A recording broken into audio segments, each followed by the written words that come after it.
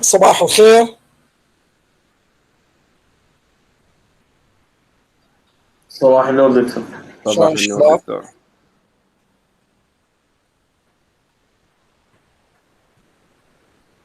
الصورة واضحة أمامكم بابا؟ دكتور ما طالع العرض. ما طالع. أوكي.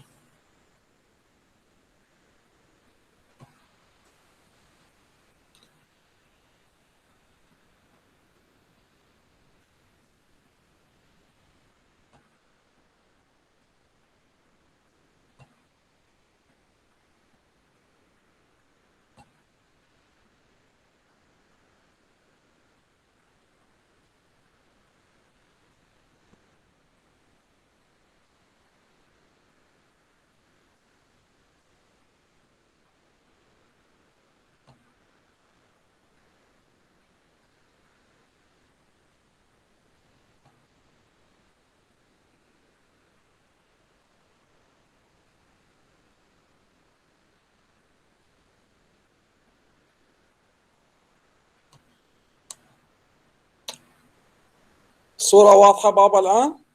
ايه هسه طالع دكتور. أوكي.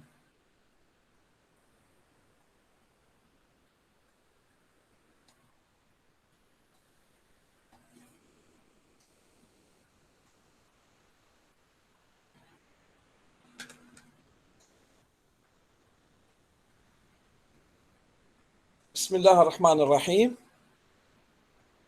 وعلى بركة الله نبدأ محاضرتنا لهذا اليوم الساعة 9 صباحا يوم الثلاثاء المصادف 25 بشهر الخامس 2021. Our lecture today is continue to the previous lectures that we have mentioned before regarding the salivary gland diseases.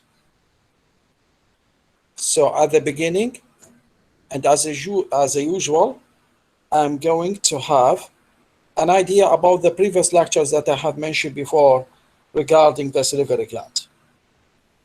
In the previous lecture, we emphasize on the following: the type of the salivary gland, the major and the minor salivary gland,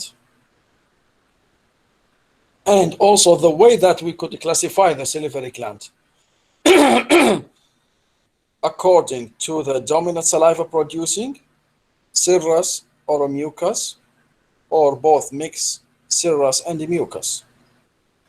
Also, we emphasize about the way of the opening of the salivary gland inside the oral cavity. That is to say, the open of the parotid through the Stenson duct and the opening of the submandibular salivary gland and the sublingual gland. That is to say, we concentrating on the type of the salivary gland, we concentrating on the way of the opening of the salivary gland into the oral cavity. That is to say, we have idea about the anatomical relation of the salivary gland within the oral cavity. Knowing the anatomy and knowing the opening of the salivary gland is important in order to know the diseases and the disorder which is going to be affected the salivary gland. Furthermore, we have an idea about the different causes of the hyposalivary gland. That is to say, what are the causes which is going to be associated with the salivary gland disorder. And we have idea about xerostomia. Again, we have some idea about the hypersalivation. That is to say, there is increase in the production of the saliva. And we have some idea about the symptoms of the salivary gland dysfunction. We have an idea whether there is a decrease in the fluid in the oral cavity, dryness, if there is any pain, any swelling, any burning sensation, any sore throat, any difficulty in swallowing. Again, we have some idea about some of the medication which cause decrease in the salivary secretion. And we have some sign or symptoms that may associate it with a decrease or increase or disorder of the salivary whether there will be enlargement, and whether there is a cloudy exudate. And also we have some idea about the most serious condition which may be associated with the salivary gland disorder, like for example the hardness, the fixation, the tenderness, and if there is any cranial nerve palsy, which is considered to be the serious salivary gland symptoms. In addition, if there is any enlargement of the lymph node which is surrounding the area, whether it was lymphoadenopathy. Further information we have been getting from the previous lecture regarding the method of the diagnosis. And we have some idea about the radiography. More information have been get by regarding the salivary, regarding the cyalography, and whether there will be adductor structures, whether there was obstruction or dilatation or rupture. And these are the most common use for the cyalography, in which a radioactive material is going to be inserted into the duct. And we study the indication of the cyalography and the contraindication for the cyalography, when we're going to use this method and when the method should not be used. And we know some of the complication of the cyalography. Furthermore, we have an idea about the sonography. That's what you call the electrosonography, which is considered to be as the primary way of the diagnosis or preliminary way of the diagnosis. And we have some idea about the hypoechoic, the hyperechoic, and we know that sometimes it's may add in order to differentiate between the solid and between the cystic. Sometimes it may used for fine needle aspiration. Further information we have getting in the previous lecture regarding the computed tomography, that is to say the CT scan. And we know that if there is any calcification or pre-contrast or sometimes malignant tumor, could be demonstrating or benign type of a tumor. Another way that we are going to use in the diagnosis is the magnetic resonance imaging, the MRI, الرنين المغناطيسي, and we have some idea about the advantage, which is considered to be as non-invasive and no exposure to ionization radiation, and is considered to be safe. And sometimes there is a contraindication regarding this method, whether the patient may have a pacemaker. Sometimes the patient difficultly to present in the same position, in a still position, and patient with a claustrophobia. Further information we have got about the diagnosis of the salivary gland regarding the cone beam CT, which is considered to be as a three-dimensional reconstruction. And when we are going to use this type of method, and we go further regarding the serological investigation of the salivary gland.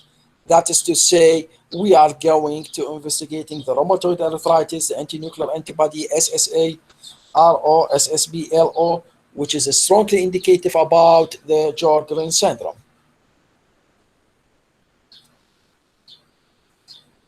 So now we have a previously recording the previous lecture of the salivary gland. So today الآن نبدأ. كان هذا ملخص للمحاضرة السابقة على مود نسوي review of the information regarding the salivary gland. الآن بعد أن كملنا النقاط اللي أخذناها والtopics بالsalivary gland as a general regarding the diagnosis, we are going to start with the abnormalities or the diseases or the disorder of the salivary gland as a general. التوبكس لهذه المحاضرة راح نعرف disorder of the salivary gland، وفي نهاية هذه المحاضرة يستطيعون الطلاب انه knowing the most common disorder which is going to be affected the salivary gland, how we are going to deal with disorder, and how we could make a diagnosis. So please try to concentrate with us in order to know the disorder of the salivary gland or salivary gland disease. As a general talking, we classify it into either developmental abnormalities, or it could be divided into infection, and this infection could be bacterial, it could be viral,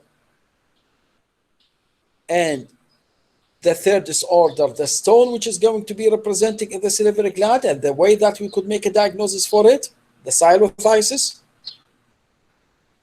And also, we have an idea about the malignant or the benign and the malignant tumor of the salivary gland.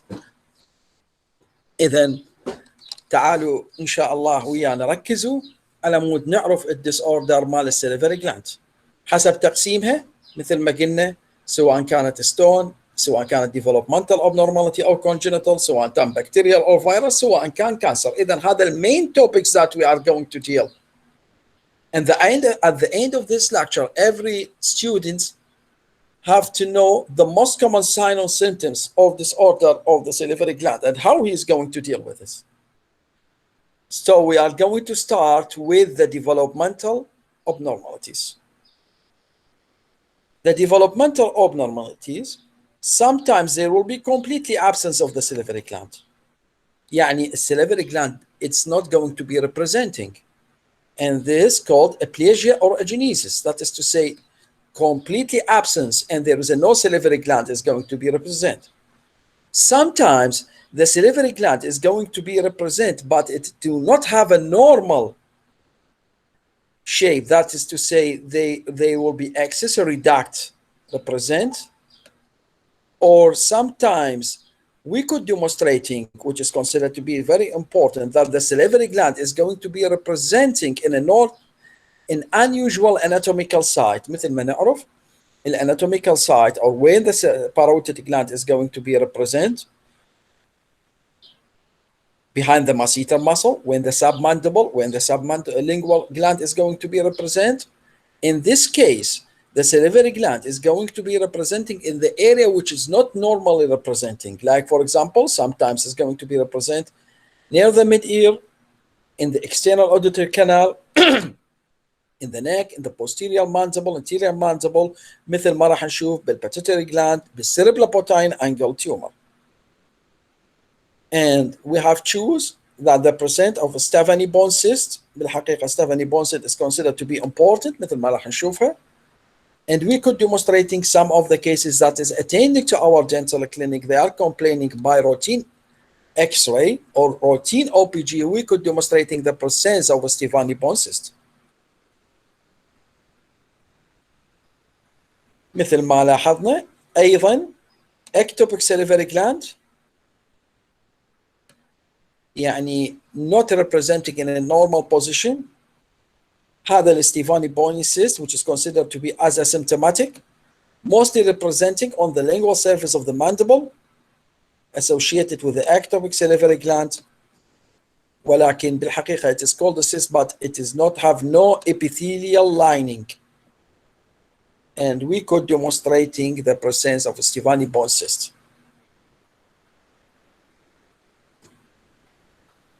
This is the most common area which may occur at the lingual mandible bone.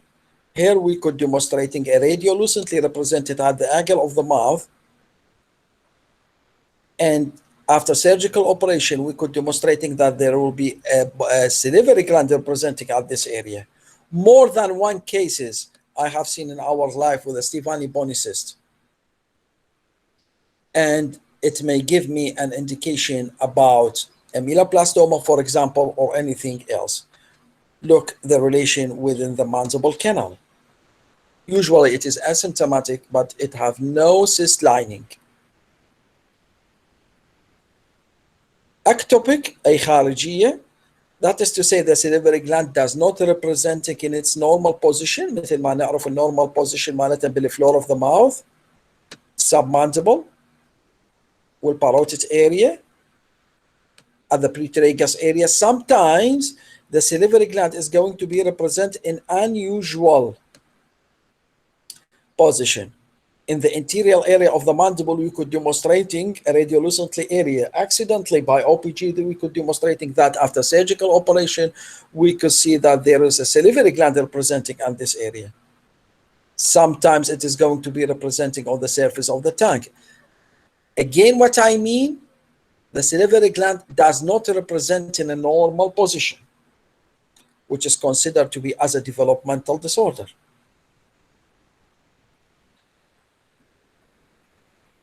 Another disorder of the salivary gland, developmental disorder, it is called diverticular or diverticalis, which is considered to be as a pouch or sac protruded from the wall of the duct.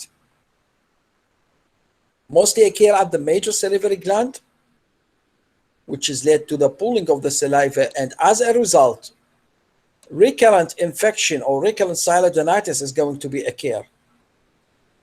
طبعا الدايفرتيكاليس هذا هو وجود باوتش او وجود يعني مثل ما نسميها زواعد تكون موجوده بالداكت. هذه تمنع على السلايفا to pull into the oral cavity and lead to the stagnating of the saliva inside the salivary gland. Diverticalis, this is a terminology also used for the GIT problems بالcolon. Sometimes those types of patients may complaining from diverticalis or عبارة عن زوائد, and those types of patients may complaining from bleeding from the GIT. يعني هذا المصطلح يوجد بالسليفري جلاند الدايفرتيكاليس واللي يعتبر على شكل باونش او ساك protruded من الوول او الداك, وموجود ايضا بالجي اي تي. And we could demonstrating the presence of the diverticalis inside the patient who is complaining from Dyer's disease. Dyer's disease, also known by keratosis folliculis, here by use of cyalography or radioactive material of the parotid, we could see that there will be dilatation of the duct and structures affected the main duct. Dyer's disease هو يحتوي على extra oral manifestation مثل ما راح نشوف انه يكون مثل الحصف او red erythematosis or scaly-like structure grazy, mostly representing on the trunk of the patient. It could be present on the neck or sometimes on the nail. مثل ما نلاحظ هذا البيشنت with a Dyer's disease, scaly-like structures and warts body. Blue mashes are usually yellow in color, and it is may associated with hard touch,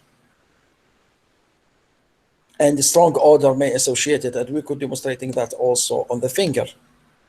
The most area which is going to be affected is the knee, the elbow, and even though the neck, the cervical area, the chest, all this area is going to be representing as red erythematosis area. During taking X-ray for those, during taking cyalography for those types of patients, we could demonstrating that the diverticalis is going to be representing at the duct of the salivary gland, and those types of patients usually complaining from recurrent swelling of the salivary gland. لاحظ العلاقة بين الاكسترا اورال اكزامينيشن اللي تشوف هذه البلومش or warts body on the surface of the tract وعلاقته ويا salivary gland. يعني هناك علاقة بين الاكسترا oral examination of the patient وعلاقة بين الانترا oral examination. Those types of patients مثل ما قلنا recurrent infection, recurrent silodonitis of the salivary gland mostly associated with that. Another disorder, that's what we call it the stone or silothiasis. طبعا if we have an idea about the stone, and many of the patients attending to us, they are told us, Doctor, I'm always complaining from stone inside the salivary gland, which is considered to be as a calcified organic masses. And exactly why it is going to be occur, sometimes it's may related to the irregularity of the duct system. Sometimes when we are going to take a history, we could see that the patient taking medication, even though this composition of the saliva may affect, and deficiency in specific types of enzymes, inhibitors of the crystallization, which is called phytase enzyme, and even though As a result of representing of the stone inside the duct of the salivary gland, those types of patients may complaining from recurrent swelling of the salivary gland, and the swelling and the tenderness is mostly occur before eating or during eating. And then now we study the most common causes of the salivary gland, or what are the factors which is going to be affected the salivary gland in order to form the stones. And what we are going to demonstrating in the clinical presentation during taking history from the patient, we could see that the patient may complaining from pain and swelling in the major salivary gland. And sometimes the stone which is located inside the duct either completely block off the salivary gland, or sometimes it is partially block the flow of the saliva. وبالتالي نتيجة البلوك للضوء of the saliva within the salivary ductal system, as a general token, the swelling is going to be occur. And sometimes when there is a partially blocked, even though by the stimulation of the salivary secretion, the duct of the salivary gland is going to be open. لكن نتيجة هذا الستاتس أو نتيجة stagnating of the saliva inside the salivary gland duct, what's this going to be cause? This may lead to infection, fibrosis. يعني الستون ممكن أن يؤدي إلى infection، ممكن يؤدي إلى fibrosis, or even though the patient may have suppurative, or sometimes pus or abscess may occur due to this infection. And during examination, we could see that the worms in the overlying skin is going to be occur. إذن هذه الستون التي تتكون في الدكت of the salivary gland سواء كان parotid أو submandibular تمنع خروج saliva into the outside, and as a result, infection and fibrosis of the salivary duct of the salivary gland is going to be initiating. And here the question is going to be arise: how we could make a diagnosis? First of all, we start with a radiography.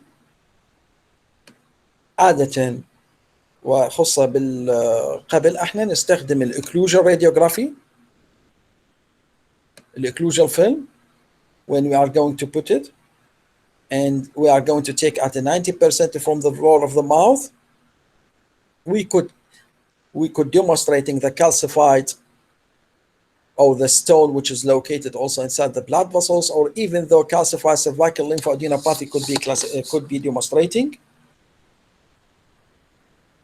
But the challenge in the diagnosis, especially if the stone located inside the parotid gland, it is very difficult to be visualized because the anatomical structures and the superly imposed of these structures. Sometimes a contracylography we are going to be used by the iodine substance, and we could demonstrating whether the ductal system is going to be opened or structures or be closed. إذن التشخيص يتم عندنا بثلاثة طرق: طريقة الإكس راي، و sometimes عن طريق السيالوغرافي. Also we could demonstrating by radioactive material. And the clinical symptoms is also important for us in order to see whether the patient is complaining from calcified stone. How we are going to deal if there is any stone? كيف يتم تعاملنا ويا البيشنت اللي يعاني من stone? First of all, if the patient is complaining from acute phase from silothiasis, which may associate it with the past, here we could prescribing some medication, analgesic, hydrating, that is to say, asking the patient to drink too much water, and we're prescribing antipyrotics if it's necessary to the patient. Sometimes we are going to give a massage by heat application to the affected area, and sometimes we are going to use a milking of the salivary duct, especially if the stone is located near the orifice of the duct, that is to say, continue milking of the duct. But if the stone is located deep, يعني بالبداية, first of all, we have to make an idea whether the problem is located superficially or the problem is located deep. If the stone is located near the orifice of the duct, sometimes slightly milking, or by massage or by hot application, we could remove this type of stone and the duct of the stone is going to be opened. While if the stone is located deeply, there will be another way in order to make a diagnosis. And there will be another way to remove this stone, and sometimes recommended surgery, and sometimes we are going to use the lithotripsy, أي الموجات تفتيت الحصى. The same way applied when we are going to use that method for the kidney also. يعني نفس الطريقة اللي تستخدم بتفتيت الحصى بالكلى ممكن أنه تستخدم إنه تفتيت الحصى بالسليفري gland. And we are going to make a multiple fragmentation of the large silothysis are located at any size. This is the method. Like for example, and we are going to be considered to be as non-invasive or minimally invasive, and we are going to use that to make it a lithotripsy in order to make a fragmentation. And here a probe is going to be inserted inside the salivary gland under the endoscopy guidance, and when we are going to reach the stone, we are going to introduce a shock wave. That is to say, we are going to be applied موجات معينة وبتردد وفrequency معينة in order to make the large stone into smaller fragment and try to remove it from the duct. These are the methods which are used for dealing with a patient with a stone. Another disorder اللي هو الميوكوسيل. أعتقد كلنا شايفين الميوكوسيل and we know how to deal with it. And here the mucosal mostly occur in a female, in a young patient, and as a result of a traumatized or obstructed of the minor salivary gland, mostly located on the lip, in the lower lip. And as a result of this traumatized, there will be extravasating of the saliva into surrounding area due to the trauma. And as a result of this laceration, there will be pulling of the saliva into adjacent submucosa. And as a result, the patient may attend to us complaining from swallowing. And the irritation type of the mucosal, which may lead to obstruction of the minor salivary gland. Sometimes it may occur by silothysis, which may lead to the blockage of the salivary flow, result of accumulation of the saliva in this area. The most common area which may associate it with the representing of the mucosal is the lower lip, and we could remove it by a surgical operation. Simple incision is going to be made in this area, and we are going to remove the mucosal from the lower lip, for example, and make a suture for this area. But we have to know that the mucosal is mostly painless, and usually it is representing a size mallet a few millimeters, sometimes 1 centimeter, something like that. And it is going to be representing as a blue color, blue hue in color. While if the mucosal is not located superficial, that is located in the deeply lesion, or it's called deeply lesion, here we could not found the bluish color on this area.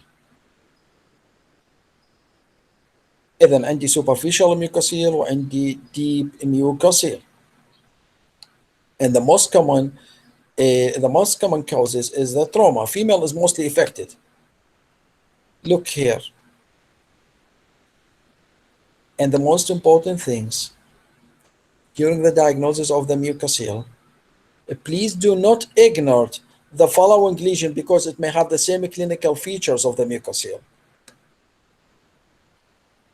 يعني this is considered to be as the differential diagnosis of the mucosal, for example, which is located on the lower lip. ممكن تكون neoplasm، ممكن تكون vascular malformation، ممكن تكون vesicular bullous type of disease, like for example the pemphigus vulgaris or bullous pemphigus.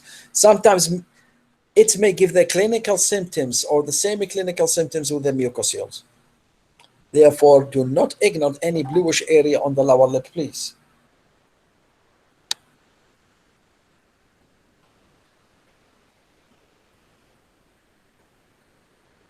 A form of mucosal located in the floor of the mouth, it is called the ranula. إذا الرانيولا, it is usually arises from the sublingual salivary gland. Sometimes it may associate it with a trauma, and the trauma is mostly affected that the ducts of the ravenous, مثل ما لاحظنا, the opening of this type of duct into the oral cavity, and as a result of this trauma, extravasating of the saliva into surrounding area. And obstructed of the salivary gland sometimes may occur, and it is going to be affected the secretion of the salivary gland. And as a result, there will be extravasating and the fibrosis. And this mostly occur due and dependent on the gustatory stimulation. Female is mostly affected by ranula and specify the second decade of the life. Here we could demonstrating the ranula. Ranula mostly common occur at the floor of the mouth, and there are many cases we could demonstrating it during conducting our dental clinics. الكثير يجونا mucosal, الكثير يجونا ranula. These are the most common types of disorder which may be associated with the salivary gland. Another important disorder of diseases of the salivary gland is called the necrosing xylometoplasia. طبعا الاتيولوجي مال necrosing xylometoplasia exactly is not known. Sometimes it may associate it with infection, sometimes associated with ischemic effect, with allergy and so on. But sometimes we could demonstrating that the patient have previously been affected by any source of injury. Like for example, patient mostly smoking. And sometimes we could demonstrating the presence of that in a pregnant woman and specify if the patient is diabetic or sickle cell disease, or patient chronic vomiting, where chronic vomiting sometimes may هذول جماعة الأنوكسيا nervosa, and mostly occur in a patient above 40 years old. The most important things of the necrosing xylometoplasia, النقطة المهمة في هذا الموضوع إنه clinical symptoms, it may give me the same clinical symptoms of the cancer. انتبه باوع. How it is appear clinically: eroded, erythematosis, ulcerative area, lose of the continuity of the oral mucosal area, increase in size, the same clinical symptoms of squamous cell carcinoma, the same clinical symptoms of ulcer, which is highly suspicious to be a carcinoma. لكن it is going to be resolved by itself. And the exact etiology, مثل ما قلنا, sometimes infection, sometimes allergy, sometimes trauma, whatever. Another disorder which is going to be affected the salivary gland, which is called cheilitis glandularis, CG. This is considered to be as a chronic inflammatory disorder. Here, the minor salivary gland is going to be affected, not the major salivary gland. And as a result, dilated of the ductal opening, and we could demonstrating the presence of the superficial ulceration. And this ulcer is non-painful, that is to say, painless crusting swelling. The exact etiology sometimes considered to be as genetic and the autosomal dominant. That is to say, the hereditary disease could play a role, and mostly occur in a patient who is exposed to the sunlight or ultraviolet. And if we are going to go further, we could see that those types of patients may have a poor oral hygiene, excessive small kink, and the most important things when we are going to take a history, we could demonstrating that those types of patients is immunocompromised.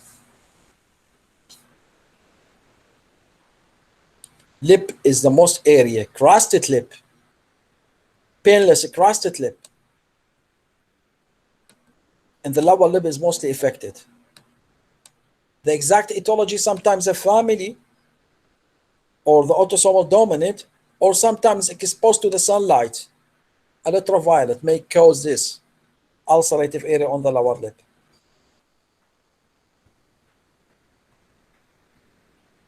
انتبه, please try to take caution regarding this. It is associated with high incidence of squamous cell carcinoma. Please do not ignore any ulcerative area representing on the lower lip. And here we could demonstrating the presence of thick saliva secreted from the dilated ostia of the swelling labial salivary gland and the lower lip, مثل ما قلنا, and there are different type of cases, which is also we could demonstrating the presence of this on the upper lip also. أعيد اللي حكيته بصورة مختصرة. أرجو أنه تنتبهون وياي. قسمنا الديسوردر مال السليفري gland. Sometimes we could demonstrate that there will be completely absence of the salivary gland. Sometimes we could see that there will be accessory duct of the salivary gland, and these types of accessory do not need any type of treatment. Sometimes we could demonstrating the presence of the salivary gland which in an area which is not normally found. Apparent salivary gland sometimes is going to be represented the posterior mandible and the anterior mandible, which is the most common area. And the most important, like for example, the Steveni bone defect, where it is mostly located at the mandible, at the posterior area, although it do not have any epithelial lining. أيضا sometimes we could demonstrating regarding the diverticalis, وهذا المصطلح مثل ما قلنا موجود بالجي اي تي، موجود على شكل باونج او ساك موجود بالduct of the salivary gland. And those types of patient may complaining from recurrent silodenitis, recurrent infection, recurrent swelling of the salivary gland. And the most common, like for example, patient with a Darier's disease.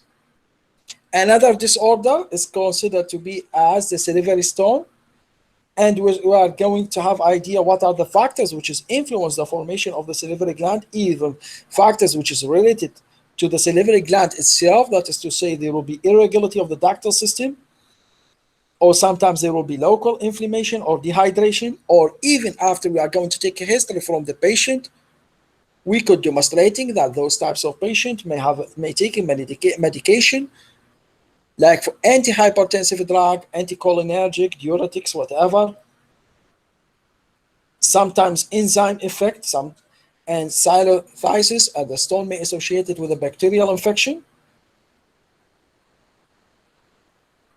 Again, we study the complication that is associated with the silothysis, like for example, acute silodenitis, or sometimes structured ductal, or sometimes fistula is going to be represented, even though ulceration. And we know the method how we could make a diagnosis for the stone by taking X-ray, and we know the method how we are going to deal with the stone, whether superficial or whether stone located near the duct, near the office of the duct, or whether the stone is located deeply inside the duct, which is recommended for surgery sometimes. Or sometimes we are going to use another types of methods,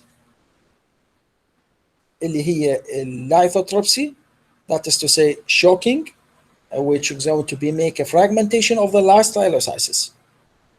Another disorder we are going to deal with is the mucosal and the ranula. And the difference between the mucosal, which is located mostly in the lower lip, sometimes the most common causes is the trauma, which is led to the leakage of the saliva into surrounding area. Again, the ranula, and we know the most common causes of these disorder. Sometimes mechanical trauma, which is occurred to the duct of the ravenous, اللي تكلمنا عليها بالanatomy in the first lecture. Or sometimes there will be a ductal aneurysm, which may lead to the ranula. and the way that we could make a diagnosis. Another disorder that we're concentrating in necrotizing silometaplasia, which is considered to be very important, highly similar to the squamous cell carcinoma, but as a general token is a benign and self-limiting. شفنا الكلينيكال symptoms مالتها، يعني ارجع عليها مره اخرى، هذه مهمه، لاحظ الكلينيكال symptoms مالتها.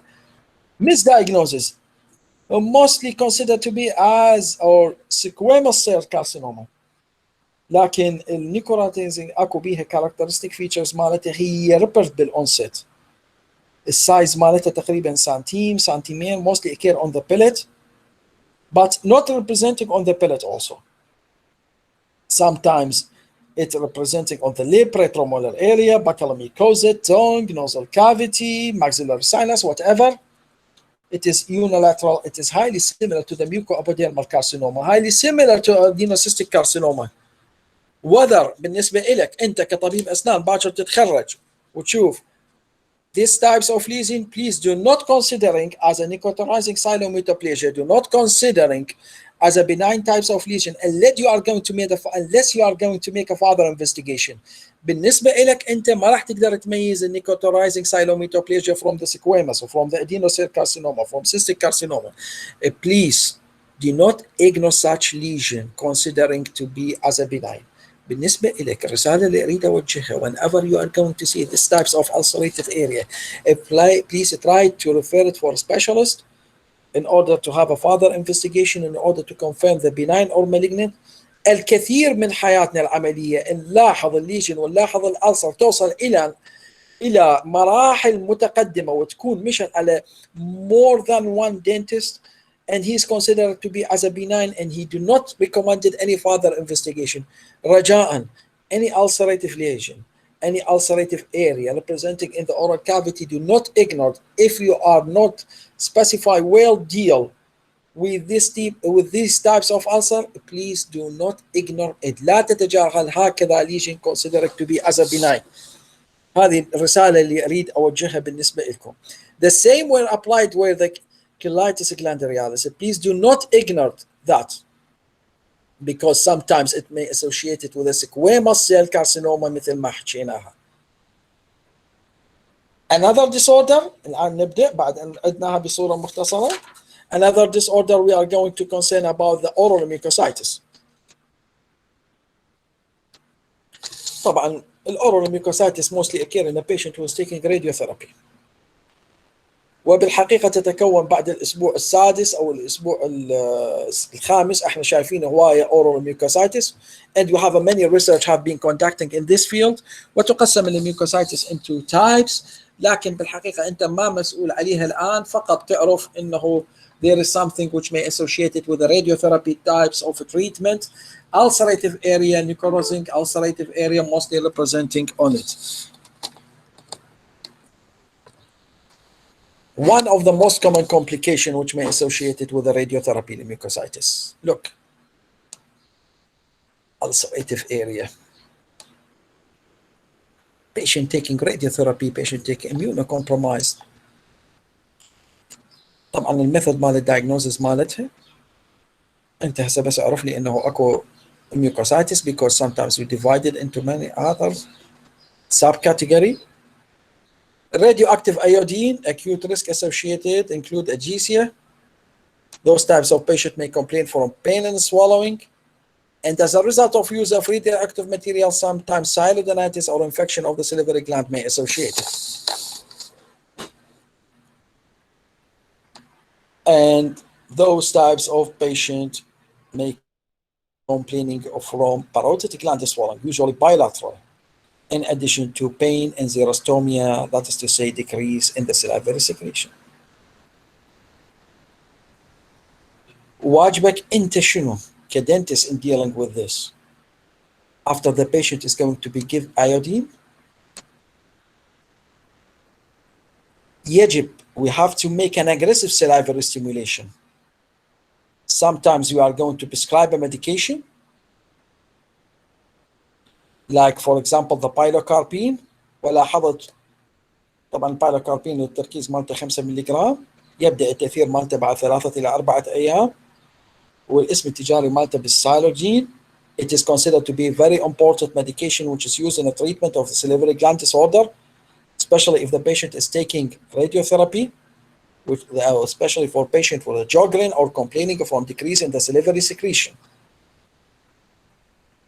إذن يا أما عن طريق المساج or mechanical عن طريق السور candies or gums or anything else, or sometimes we are going to prescribing a medication like, for example, the pilocarpine in order to get rid of this iodine inside the salivary gland.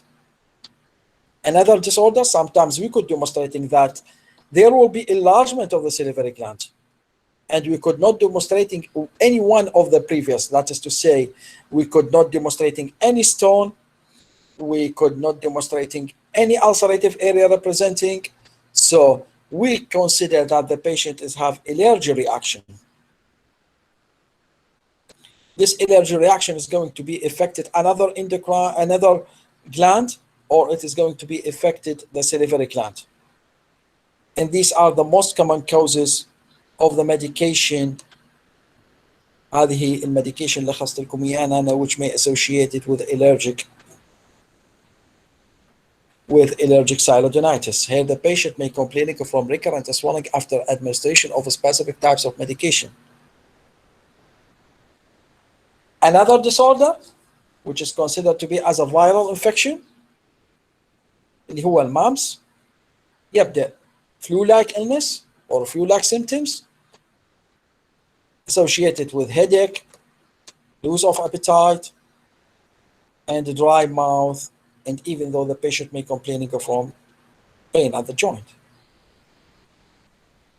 Complication of the MAB is considered to be very important. Sometimes the patient may associate it with orchitis, with ophthalitis, even though in a severe cases, the MAB sometimes may associate it with meningitis, considered to be very rare, but it's going to be affected the central nervous system, the brain spinal cord. It's considered to be very serious. Pancreatitis also, or infection of the pancreas. And here we could demonstrating that the upper abdominal area is going to be affected. And knowing some information regarding the moms and the pregnant woman. Again, the complications sometimes may associated with encephalitis. في كثير من الأحيان يسأل طالب الدراسات أو حتى بالنسبة لكم كأندرجراجويت what are the most common causes of or what are the most common complication of the mumps, even though it may associate it with the loss of the hair, hearing loss. هذا تكلمنا عن الانفكشن إذا كان viral. Sometimes the infection may associate it with a bacterial, and here we could demonstrating whether there will be acute bacteria or whether there is a chronic bacteria. طبعا parotid gland is mostly going to be affected. Submandibular gland protected by high level of mucin in the saliva, which may have antibacterial activity. What are the most common causes? We could demonstrating whether the patient may have a salivary gland disorder, patient taking antihypertensive type of medication, antidepressant type of medication, patient complaining from diabetic mellitus, for example. And sometimes we could demonstrating whether the patient under GA, which may associate it with a decrease in the salivary secretion. How the patient attending to us when he is complaining from silodonitis? We could see that there will be a large, warm, and painful indurated. It is going to be tender in palpation.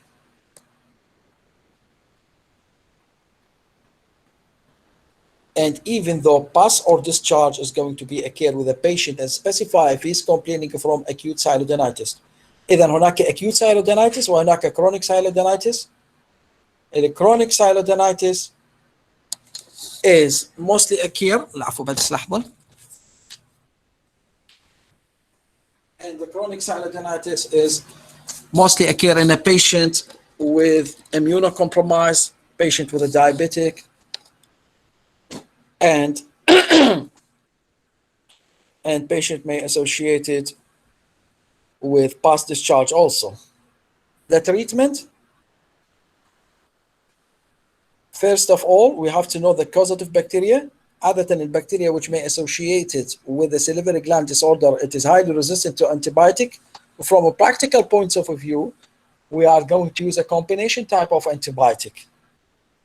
Even though we are going to instruct the patient to have drinking water, rehydrating of the patient, and sometimes massage is very important in order to remove any pus or any exudate inside the salivary gland.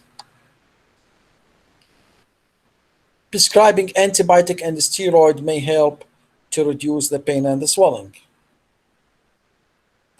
And we could demonstrating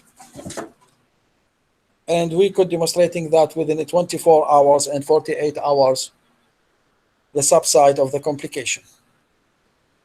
Here, we are going to have some idea regarding some of the medication, which is going to be decrease in the salivary gland disorder. Like, for example, the antihistamine, anticholinergic, antihypertensive, anti-seizure, and the most important is the cytotoxic type of medication. Tricyclic antidepressant also.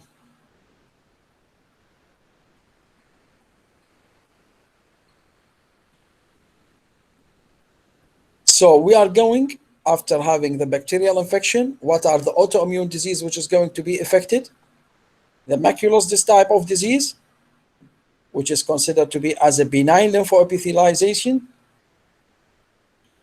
And here, the lacrimal gland and the parotid and the submandible is going to be affected and associated with the lymphatic infiltration.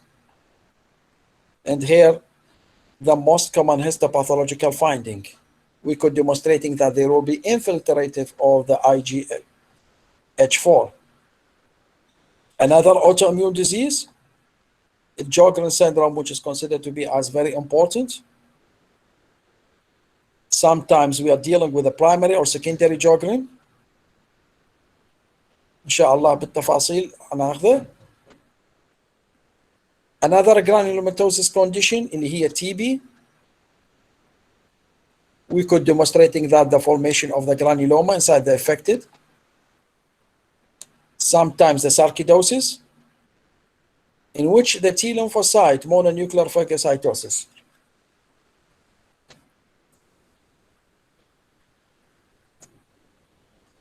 As a general talking, these are the methods which are going to be used in order to prevent the xerostomia.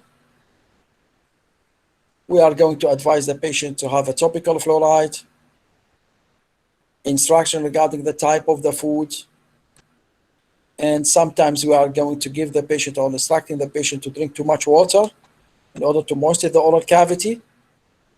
Mouthwash is recommended, and even though artificial saliva, and we are going, artificial saliva is very important, biotin وغيرها. And we are going to prescribing sometimes medication, and the most important is the pilocarpine. Another medication also recommended for the salivary gland disorder. Again,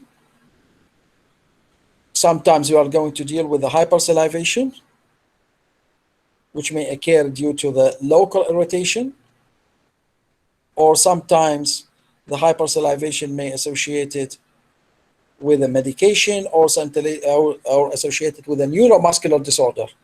That is to say, inability of the patient to swallowing of the saliva. After finishing off this disorder, we are going to jump to have an idea regarding the benign and the malignant. A tumor which is representing in the oral cavity.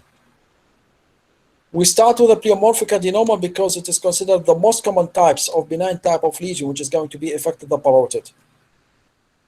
Many cases attending to us, they are complaining from pleomorphic adenoma, which is considered to be as a swelling at the pretragus area of the salivary gland, and the parotid is mostly affected. What we mean by a pleomorphic, that's mean more than one tissue is going to be represented. Myxoid, osteoid, fibroid. That is to say, there will be different elements account for the name pleomorphic tumor. And sometimes we could demonstrating the microscopic projection of a tumor outside the capsule. الحقيقة pleomorphic adenoma need a surgical operation in order to be removed. Pleomorphic adenoma most common, many patients attending to us complaining of swelling in this area. And even though swelling may occur at the junction between the hard and between the soft palate. That is to say, the demonstration sometimes is represented extraorally, or sometimes is going to be representing the intraorally. Some cases, if the swelling is going to be increased, may associate it with a facial palsy, which is considered to be the most common complication which may associate it with the surgical operation of the pleomorphic adenoma.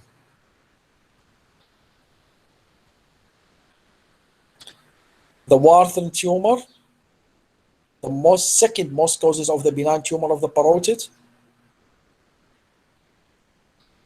Mostly the inferior pools of the salivary gland is going to be affected. مثل ما قلنا اكو superior واكو inferior pools, which is mostly located on the superficial.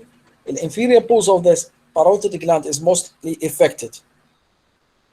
This type of a tumor is mostly contain oncocyte type of cell.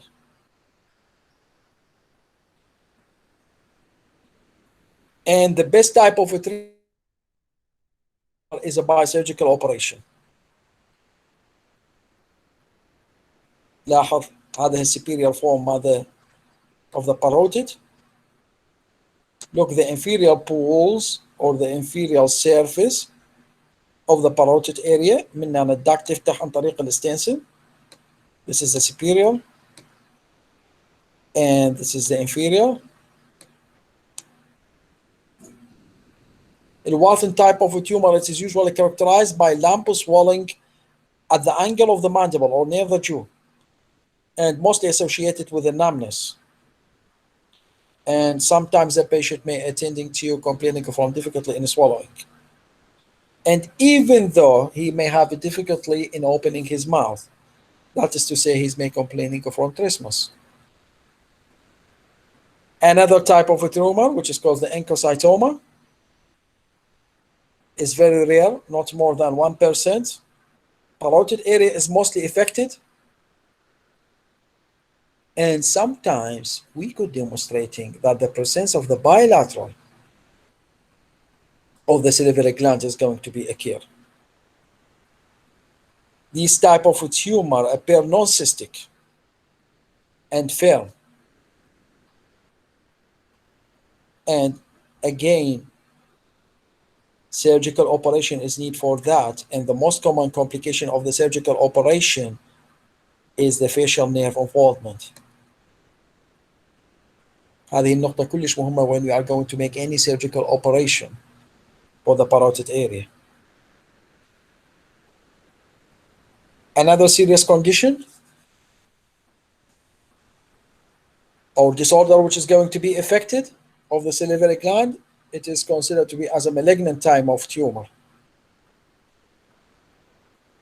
And here we could demonstrate the mucoepidermal carcinoma or the adenocystic carcinoma. طبعا, these type of malignant tumor have the ability in order to separate along the nerve sheath. The adenocarcinoma, this type of a tumor is mostly arising from the salivary duct epithelium. But the most serious condition regarding the adenocarcinoma, this type of a tumor may persisting for a long period of time, sometimes weeks or months or even years before we could make a diagnosis for it. وأيضا هذه النقطة بالنسبة لك أنت كطبيب باكر عقبة تتخرج within 2 to 3 months. You are going to be graduate any swelling which is representing at the salivary gland, do not ignore it. Because most of these types considered to be as a tumor and they are locally infiltrative. It could be adenocarcinoma, especially if it is associated with the facial muscle weakness or if the facial nerve is going to be involved. Even though if the patient do not complain from any pain or any sign or symptoms, please do not ignore it. Because in advanced stage, it will be very difficult to be diagnosed, to be treated. And sometimes the tumor is going to be infiltrative to the bone. And the lymphatic system is going to be involved also. Whenever the bone is going to be involved, whenever the lymphatic system, it's making it very difficult in order to be treated. إذا دورك في هكذا شيء. والغرض من هذه المحاضرة والمحاضرات الأخرى إنه we are going to what? We are going to increase your awareness about these types of swelling which is occur in the oral cavity, whether it was adenocarcinoma, adenocystic carcinoma, whatever. Another types of tumor that you are going to use. Look, قلنا pleomorphic adenoma, it is considered to be as a benign swelling located at the pretracheus area, treated by surgery, sometimes may associated with the facial involvement and sometimes do not. But it is considered to be as a benign and safe, but in a rare condition. Malignant tumor is going to be initiating within this pleomorphic adenoma. طبعا هذه حالات قليلة, لكن we have to put that into your mind that even a pleomorphic adenoma, if you are not going to dealing with it, if you are not going to ignore it, sometimes it's going to be have carcinoma ex pleomorphic adenoma. هذا كلش important because actually we have a cases reported during dealing with the patient with a pleomorphic adenoma. لدينا الكثير من الكيسات اللي تعاملنا وياهم انه البليومورفيك adenoma sometimes is going to be formed carcinoma ex pleomorphic adenoma because it may associate it, and the most important things, with the invasion of the peroneural. Therefore, any swelling in this area, try to investigate it fully. And investigating بالنسبة إلك أنت كطبيب أسنان توك متخرج، دورك يكون في تحديد النورمال وتحديد الابنورمال. دورك يكون في refer to the specialist who is responsible about the diagnosis and the management of a treatment. ما مطلوب من عندك مرة أخرى أكرر كلامي تقرأ لي السونوغرافي، ما مطلوب من عندك تقرأ لي السيالوغرافي، ما مطلوب منك تقرأ لي الام ار اي او السي تي سكان. انت اندر جراجويت، انت بي دي اس، ما مختص بالسيلفري جلاند. ان شاء الله just a matter of time you are going to graduate. If you are going to join us by the postgraduate راح نعلمك هاي الامور كلها، شلون تقرا السونر، شلون تقرا السيالوغرافي مال السيلفري جلاند, which one is highly suspicious to you. For you, it's your responsibility to have the basic knowledge of information regarding any disorder which is going to be affected the salivary gland. And the most important things, and the aim of this lecture, please do not ignore such a swelling. Please do not judge according to your information unless you are consulted the one who is specific about these types of disorder of the salivary gland. هذا هو الهدف من المحاضرة والهدف من الدراسة، انه تعرف اكو adenocarcinoma, اكو adenocystic carcinoma, اكو carcinoma associated with a pleomorphic adenoma and so on. ايضا اللymphoma or primary lymphoma of the salivary gland, sometimes you are going to deal with the Hodgkin and non-Hodgkin. Another disorder like, for example, the myoepithelial carcinoma. And another things that we are going to deal is the Fry's syndrome. And here, there will be improper innervation of the gland. And the Fry's syndrome is disorder characterized by flushing of the facial skin in the area of the parotid. هذا الادينوكارسينوما اللي تكلمنا عليه والكلينيكال سيمبتومز مالتها.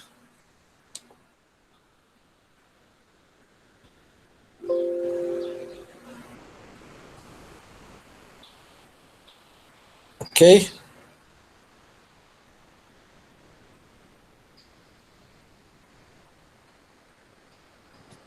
العفو دكتور. نعم بس لحظة يا ابني.